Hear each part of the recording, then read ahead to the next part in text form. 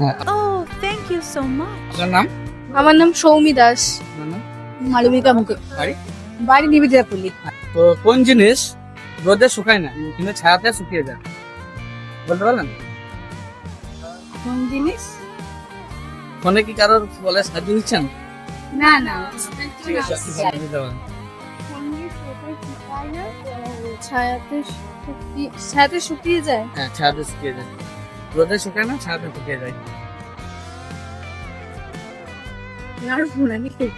নাড়ু মনে করুন একটু। কাই না বলতে নাড়ু নাড়ু না, কোন রোদে দিতে হয় তো। রোদে শুকায় না কিন্তু ছায়াতে শুকিয়ে যায়। হলো না?